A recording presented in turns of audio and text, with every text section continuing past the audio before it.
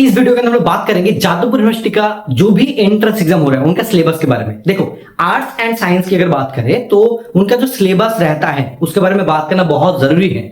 बहुत लोगों को डाउट रहता है एक्चुअल में जितना भी एग्जाम होगा उनका, जैसे मान के चलो जून की लास्ट में एग्जाम हो रहा है, ठीक है, और एक एंट्रेंस एग्जाम हो रहा है।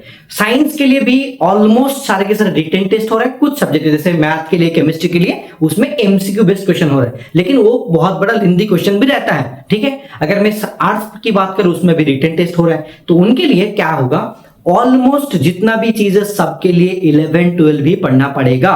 लेकिन सर अगर इतना बोल दिया तो इसमें काम बन जाएगा क्या? नहीं, वो नहीं है। फिजिक्स, केमिस्ट्री, मैथ की अगर बात करो तो उसमें क्या करो, सबसे ज्यादा बेहतर तरीका होगा तुम पीआईक्यू सॉल्व करो। क्या करो? पीआईक्यू सॉल्व करो, क्योंकि पीआईक्यू तुमको साइट में मिल जाएगा। पीआईक्यू सॉल्व करने से तुम्हारे लिए बहुत ज्यादा हेल्प होगा। सर आप पीआईक्यू का थोड़ा बहुत क्लास लाइए, ठीक है, अगर तुमको ऐसा लगे कि भाई पॉसिबल हो, लेकिन इतना टाइम नहीं मिलता, फिर भी अवार्ड के बारे में और तुम्हारे मतलब इसके बारे में हम लोग सोच रहे हैं कि 2-3 दिन क्लासेस प्रोवाइड करेंगे। दूसरा चीज क्या करो कि 11 12 का ना मोस्ट जो कैलकुलेशन जो पार्ट है उसको पढ़ लो, बेहतर होगा, ठीक है। जैसे कि डेरिवेटिव वगैरह बोलो, इंटीग्रेशन बोलो, ठीक है, उनके साथ साथ डिटरमिनेंट मैट्रिक्स वगैरह, ये सारे के सारे चीज को पढ़ो। अगर मैं बोलूं कि 11 को से ज्यादा फोकस करके 12 को, मैक्सिमम 12 को ज्यादा फोकस करो, बहुत बेहतर होगा। लेकिन अगर मैं फिजिक्स की बात करूं तो फिजिक्स में 11 भी फिजिक्स में ज्यादा पूछा जाता है। अगर मैं आर्ट्स की बात करूं, सर आर्ट्स में इंग्लिश में मेरे को क्या करना चाहिए, इंग्लिश में बोलूंगा कि अगर मैं पब्लिक की बात करता तो पहले अलग था, लिटरेचर बेस्ड, लेकिन तुम्हारे इसमें क्या होगा कि जैसे कि तुम्हारा स्टोरी राइटिंग, पैराग्राफ राइटिंग, ठीक है, एंड तुम्हारा प्रीसी जो भी होता है, ऐसे टाइप का बहुत सारा चीज आता है। एंड उनके साथ साथ ग्रामेटिकल पोर्शन भी थोड़ा बहुत आएगा, मान के चलो लिखना पड़ेगा। एंड सबसे ज्यादा तुम्हारा कंप्रीहेंशन बेस्ड क्वेश्चन पूछा जाएगा ज्यादातर इंग्लिश में, ठीक है, ये चीज। अगर मैं इकोनॉमिक्स की बात करूं तो सर उसमें भी, अगर पॉलिटी की बात करूं उसमें भी, बेंगोली की बात करूं तो उसमें भी तुम्हारा लिखना पड़ेगा, और सारे के सारे 11 12 बेस्ड ही रहेगा।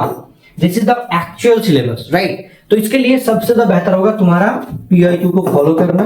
एंड पीआईक्यू में सर कौन सा साल को ज्यादा फोकस करें, जो पहले अलग सिलेबस था 2024 एंड 2025, मैक्सिमम 2023 तक जा सकते हो, इतना तुम्हारे लिए सही है। अगर तुमको एक ही नहीं मिल रहा है, देन हमारे मतलब जो ऐप है अमर वापेर कोचिंग सेंटर, ठीक है, अमर वापेर कोचिंग सेंटर, तो मैं एक चीज सोचा है जादवपुर के लिए, एक ही फोल्डर बनाऊंगा ई बुक सेक्शन में, ई बुक सेक्शन में एक फोल्डर बनाऊंगा, उसमें जितना भी है हर एक पीआईक्यू वगैरह वहां पे ऐड कर दूंगा। इसके लिए तुमको सिर्फ 99 पे करना पड़ सकता है। अगर तुम चाहो तो वेबसाइट से भी डाउनलोड कर सकते हो, वो तुम्हारा मर्जी, ठीक है।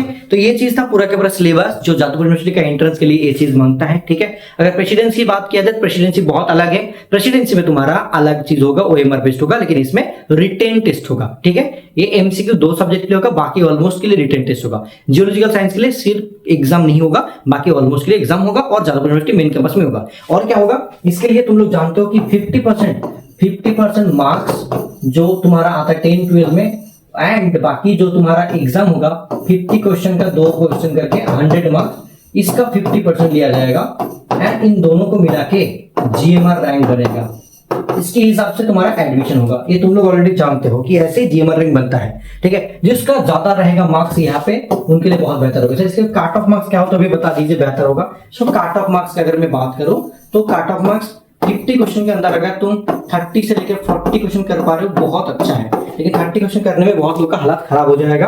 30 क्वेश्चन करना it's not a easy thing, ठीक है। अगर साइंस की बात कर रहा हूं, अगर नॉर्मली बात करो कि अगर तुम नॉर्मली इसकी बात कर रहे हो आर्ट्स सब्जेक्ट की, तो उसमें मैं बोलूंगा कि 70 से लेके 80% अटेम्प्ट करने की कोशिश करो। 70 से लेके 80% अटेम्प्ट करने की कोशिश करो। एंड साइंस होगा तो 60-70% बहुत ज्यादा अच्छा है, ठीक है।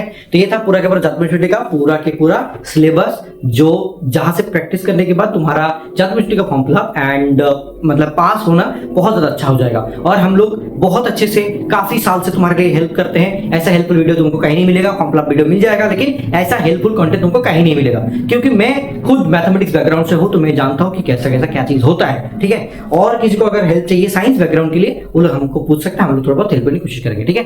Thank you so much, love you all, take care, bye bye, मिलते हैं नेक्स्ट वीडियो के अंदर, बाय।